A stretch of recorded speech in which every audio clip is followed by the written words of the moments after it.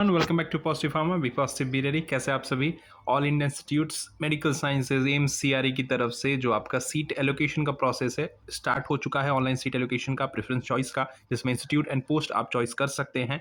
ठीक है, group B and C post के लिए आपका ऑनलाइन सीट एलोकेशन स्टार्ट हो चुका है। ऑलरेडी जो आपका सीबीटी का रिजल्ट है, स्कोर कार्ड सारा चीज़ आउट हो चुका है, जिसका एग्जामिनेशन आपका 25 से 27 अगस्त को हुआ था। और आफ्टर स्कोर कार्ड और सीट एलोकेशन के लिए जो प्रोसेस आपका है, उसमें एलिजिबिलिटी पार्टिसिपेंट्स के लिए क्या दी गई है कि जो भी क्वालिफाइड कैंडिडेट्स हैं सीबीटी में, उनको आप जो कि है सीट एलोकेशन का फॉर्म भर सकते हैं। कहाँ से भरना है, कैसे भरना है, सारी चीज़ें इस वीडियो में जानेंगे। अपने लॉगिन से सारी चीज़ें आपकी होनी है।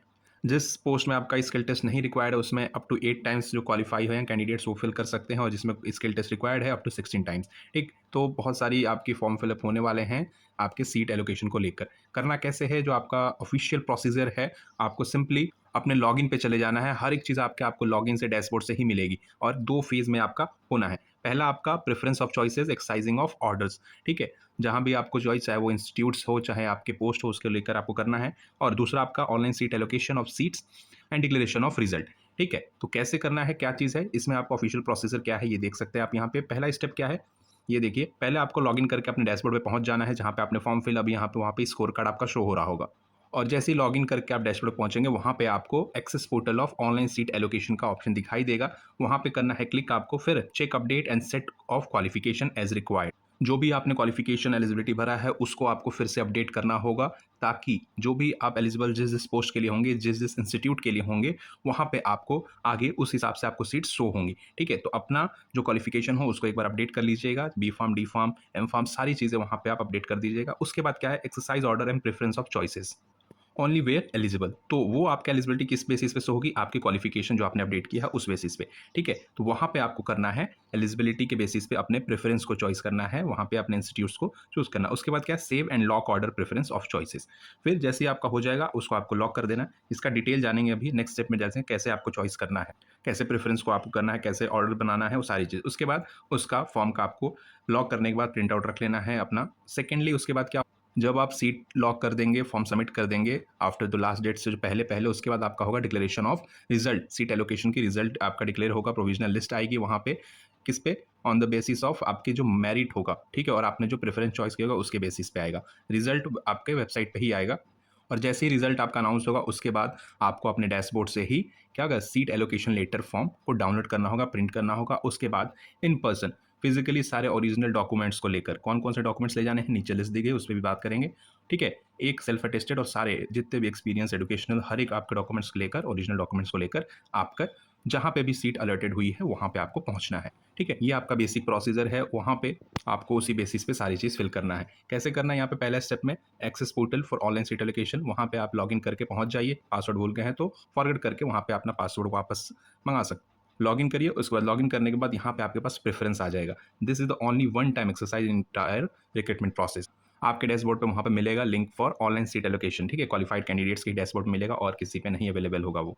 और आपके एलिजिबिलिटी के बेसिस पे ही जो भी आपने set of education, skill, qualification, experience आपने भरा होगा रजिस्ट्रेशन के समय, उसी बेसिस पे आपका जो होगा पोस्ट और आपकी प्रेफरेंस को वहाँ पे शो होंगी और आपको सेलेक्ट करना होगा। और जैसे ही फॉर्म ओपन होगा, सबसे पहला आपका काम करना है अपडेट करना है अपने सेट ऑफ क्वालिफिकेशन को। जितना भी सारी चीज़ें होगा अपनी क्वालिफिकेशन को, जो भी आपने पोस्ट जिसके लिए अप्लाई करा होगा वहाँ पे आपको पोर्टल पे शो हो रहा होगा। ठीक है, वो सारी चीज़ों को एक बार आपको अपडेट कर लेना है अपने क्वालिफिकेशन को लेकर।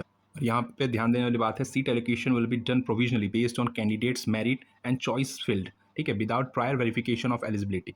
तो ये सारी चीज़ें आप पे डिपेंड करती हैं कि आपका क्वालिफिकेशन सही होना चाहिए।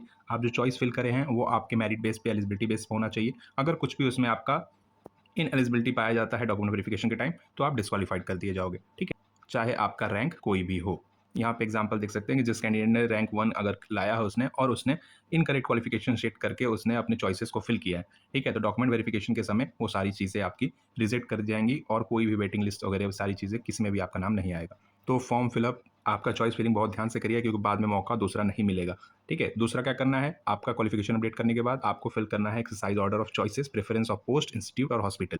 वहीं पे आपको ऑप्शन शो होगा एक्सरसाइज चॉइसेस। वहाँ पे जाने के बाद आप अपना सेलेक्ट डिजायर पोस्ट और institute, hospital, click add choices. ठीक है, अगर आपको हटाना है, मान लीजिए आपको एम्स दिल्ली या फिर एम्स आपका रायगढ़ कहीं रायपुर या फिर ऑल इंडिया जितने भी आपके हैं, एम्स हो गया, ईएसआईसी हो गए, ठीक है, वो सारे हॉस्पिटल्स जिस जिस हॉस्पिटल्स आपको शो होगा जहाँ जहाँ पे आप एलिजिबल हैं वहाँ पे आप उसको ऐड कर सकते हैं। अगर आपको हटाना है तो वहाँ पे डिलीट का ऑप्शन, उसको हटा सकते हैं।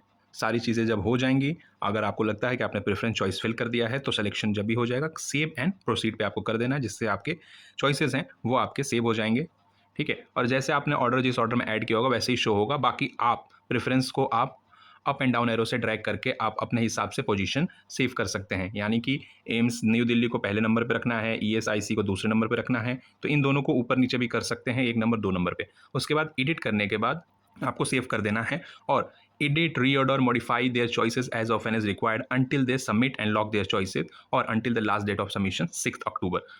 फॉर्म लॉक करने से पहले तक आप कुछ भी कभी भी जितने टाइम चाहें आप मॉडिफाई कर सकते हैं, उसको एडिट कर सकते हैं, बट एक बार लॉक हो गया, सबमिट हो गया तो उसके बाद आप नहीं कर पाएंगे।